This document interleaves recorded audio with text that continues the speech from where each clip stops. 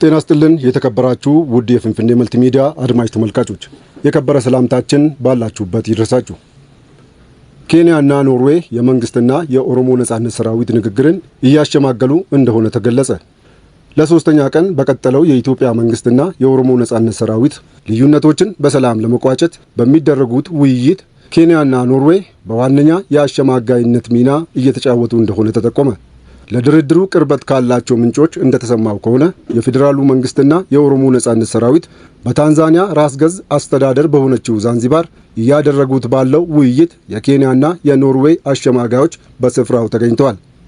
ከዚህ ቀደም ሁለቱን ወገኖች በማቀራረብና ውይይቱም እንዲጀመር የስዊድን፣ የኖርዌይ፣ የኬንያ፣ የአውሮፓ ህብረትና የአሜሪካ ዲፕሎማቶች ድጋፍ እየሰጡ እንደነበር ለድርድሩ ቅርበት ያላቸው ምንጮች ተናግረው ነበር። በዚህ ውይይት ላይ አጀንዳዎችን የመቅረጽ ውይይቶች እየተካሄዱ እንደሆነ ለጉዳዩ ቅርበት ያላቸው ምንጮች ተናግረዋል።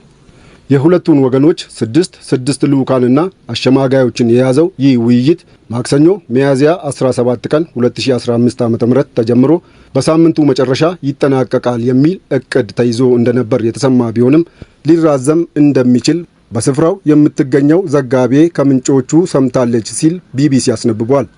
ለዚህም በዋነኝነት በኦሮሚያ ክልል ያሉ ጥያቄዎች በጣም ውስብስብና በቀላሉ እልባት አግኝቶ ስምምነት ላይ ሊደረስባቸው ስለማይችሉም እንደሆነም ነው ምንጮቹ የተናገሩት።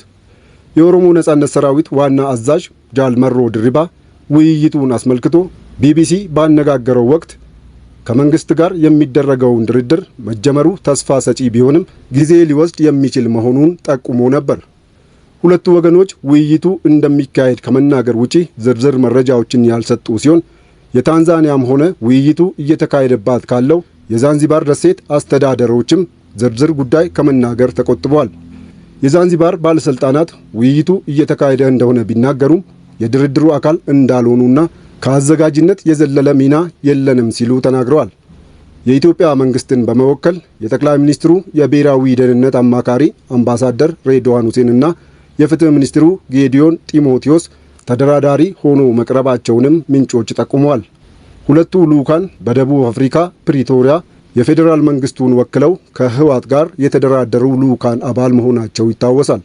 በኦሮሞ ነጻነት ሰራዊት በኩል ደግሞ የታሪክ ምሁሩና በአሜሪካ የጆርጂያ ስቴት ዩኒቨርሲቲ መምህር የሆኑት ፕሮፌሰር ሞሐመድ ሐሰን ከኦሮሞ ነጻነት ግንባር መስራቾች አንዱና ለበርካታ ዓመታት አመራር የነበሩት ጣ አብዲ እንዲሁም የጦሩ አዛዥ ዋና አማካሪ የሆኑት ጅሬኛ ጉደታ ይገኙበታል። በኦሮሚያ ክልል ለበርካታ ንጹሃን ህይወት መቀጠፍና መፈናቀል ምክንያት የሆነው ጦርነት በሰላም እንዲቋጭ ግፊቶችም ሲደረጉ ቆይተዋል። ይህ በእንዲህ እንዳለም ጠቅላይ ሚኒስትር አብይ የመንግስታቸውን የ6 ወራት አፈጻጸም ሪፖርት ባቀረቡበት መጋቢት 19 ቀን 2015 ዓ.ም በብልጽግና ፓርቲ ምክትል ፕሬዝዳንት የሚመራ የሰላም ኮሚቴ መቋቋሙንና ስራዎችም እየተሰሩ መሆናቸውን ጠቅሰው ነበር። ጠቅላዩ የምክትል ፕሬዝዳንቱን ስም ያልጠቀሱ ሲሆን ብልጽግናን ምክትል ፕሬዝዳንት እየመሩ ያሉት አቶ ደመቀ መኮንንና አቶ አህመድ ፋራ ሲሆኑ ተቋቁሟል የተባለው ኮሚቴ በማን እንደሚመራ አልጠቀሱም ነበር። በዚህ ሳምንት መጀመሪያ ላይ ምክትል ጠቅላይ ሚኒስትር ደመቀ መኮንን ድርድሩ እየተካሄደበት ያለውን ታንዛኒያን ጨምሮ በቡሩንዲና ዩጋንዳ ጉብኝት ማድረጋቸው የተገለጸ ሲሆን ጉዞአቸው ግን ከንግግሩ ጋር ግንኙነት ይኑረው አይኑረው የተባለ ነገር የለም። ጠቅላይ ሚኒስትር አብይ ቀደም ሲል ከኦሮሞ ነጻነት ሰራዊት ወይም መንግስት ሸኔ እያለ ከሚጠራው ኃይል ጋር 10 ያህል የውይይት ጥረቶች መደረጋቸውን ገልጸው ቡድኑ አንድ የተዋቀረ ኃይል ባለመሆኑ ከተለያዩ ኃይሎችም የተለያዩ ሐሳቦች በመቅረባቸው ሂደቱ መጓተቱን መግለጻቸው ይታወሳል። የኦሮሞ ነጻነት ሰራዊት መሪ የሆነው ጃልመሮ በበኩሉ በቅርቡ የኦሮሞ ነጻነት ሰራዊትና መንግስት ሶስተኛ ወገን ባለበት በኬንያ ለመነጋገር ቀጠሮ ይዘው የኦሮሞ ነጻነት ሰራዊት ተወካዮች በቦታው ቢገኙ የመንግስት ተወካዮች ግን ሳይገኙ ቀርተዋል ብሏል።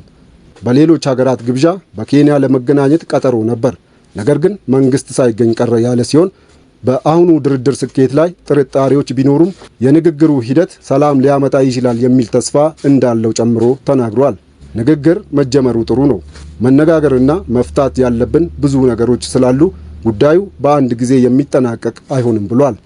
ከኦሮሞ ነጻነት ግንባር ተለይቶ የወጣውና መንግስት ሸኔ የሚለው የኦሮሞ ነጻነት ሰራዊት ባለፉት ዓመታት በአራቱ የወለጋ ዞኖች በምዕራብ ሸዋና ደቡብ ኦሮሚያ አካባቢዎች ሲንቀሳቀስ ቆይቷል።